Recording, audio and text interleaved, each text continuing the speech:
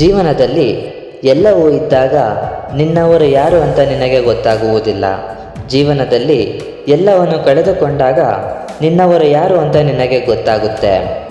ಸಮಯ ಮತ್ತು ಪರಿಸ್ಥಿತಿ ಯಾವಾಗ ಬೇಕಾದರೂ ಬದಲಾಗಬಹುದು. ಆದ್ದರಿಂದ ನೀನು ಯಾರಿಗೂ ಅವಮಾನ ಮಾಡಬೇಡ, ಕೀಳಾಗೂ ನೋಡಲೇಬೇಡ. ನೀನು ಶಕ್ತಿಶಾಲಿ ಆಗಿರಬಹುದು, ನಿನ್ನಲ್ಲಿ ಇರುವುದಿಲ್ಲ. ಆದರೆ ನಾಳೆ ಅದೇ ಶಕ್ತಿ, ಸಮಯ ಅನ್ನೋದು ನಿನಗಿಂತ ಶಕ್ತಿಶಾಲಿ ಅನ್ನೋದನ್ನು ಯಾವತ್ತೂ ಮರಿಬೇಡ.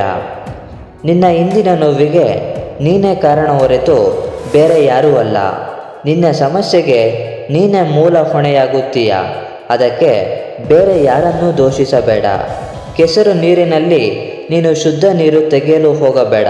ಸ್ವಲ್ಪ ಸಮಯ ಕಾದು ನೋಡು. ಕೆಸರು ಹರಿದು ಹೋದ ಮೇಲೆ ಶುದ್ಧ ನೀರು ಮೇಲೆ ಬಂದೇ ಬರುತ್ತೆ. ಅದೇ ನಿನಗೆ ಎದುರಾಗುವ ಕಷ್ಟಗಳು, ಅವಮಾನಗಳು. ಕಷ್ಟಗಳು ಬಂದಾಗ ಬೇರೆ ಯಾರನ್ನು ದೂಷಿಸುವ ಬದಲು ಸ್ವಲ್ಪ ತಾಳ್ಮೆ ವಹಿಸಿದರೆ ನಿನಗೆ ಕಷ್ಟಗಳೆಲ್ಲವೂ, ಅವಮಾನಗಳೆಲ್ಲವೂ ಮಾಯವಾಗಿ ನಿನ್ನ ಬದುಕಿನಲ್ಲಿ ಒಳ್ಳೆಯ ದಿನಗಳು ಬಂದೇ ಬರುತ್ತವೆ. ನಿನಗಾಗಿ ಯಾರು ಕಾಯುತ್ತಾರೋ ಅವರಿಗಾಗಿ ಬದುಕು. ಯಾರು ನಿನಗಾಗಿ ಅಳುತ್ತಾರೋ ಅವರನ್ನು ನಗಿಸು. ನಿನಗಾಗಿ ಯಾರು ಪ್ರತಿ ಕ್ಷಣ ಹಂಬಲಿಸುತ್ತಾರೋ ಅವರಿಗಾಗಿ ನೀನು ಪ್ರೀತಿಸು.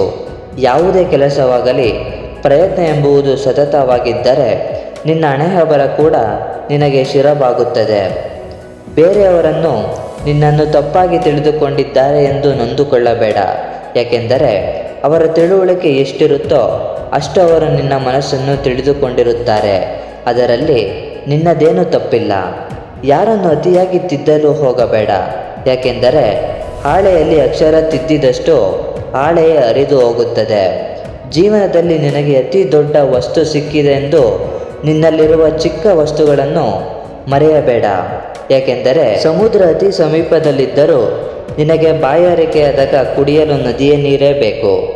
ಸ್ನೇಹಿತರು, ಸಂಬಂಧಿಕರು, ಬಂಧುಗಳು ಎಷ್ಟೇ ಇದ್ದರೂ ನಿನ್ನ ಬದುಕಿನಲ್ಲಿ ದಾರಿಯನ್ನು ನೀನೇ ಕೊಂಡುಕೊಳ್ಳಬೇಕು. ನಿನ್ನ ಜೀವನದಲ್ಲಿ ನಿನಗಷ್ಟೇ ನೋವಾಗಲಿ, ಅದಕ್ಕೆಲ್ಲ ಕಾರಣ ನೀನೇ ಆಗಿರುತ್ತೀಯ. ಯಾಕೆಂದರೆ ನೀನು ಇನ್ನೊಬ್ಬರನ್ನು ಅತಿಯಾಗಿ ನಂಬಿದ್ದೆ ಅದಕ್ಕೆ ಮೂಲ ಕಾರಣವಾಗಿರುತ್ತೆ.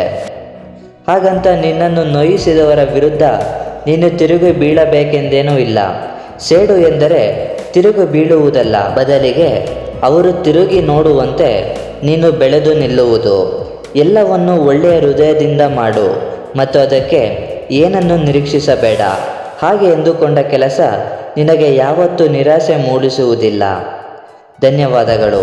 ಈ ವಿಡಿಯೋ ಇಷ್ಟವಾಗಿದ್ದರೆ ಲೈಕ್ ಮಾಡಿ, ಶೇರ್ ಮಾಡಿ ಮತ್ತು ಸಬ್ಸ್ಕ್ರೈಬ್ ಮಾಡಿ. ಮತ್ತೆ ಮುಂದಿನ ವಿಡಿಯೋದಲ್ಲಿ ಸಿಗೋಣ.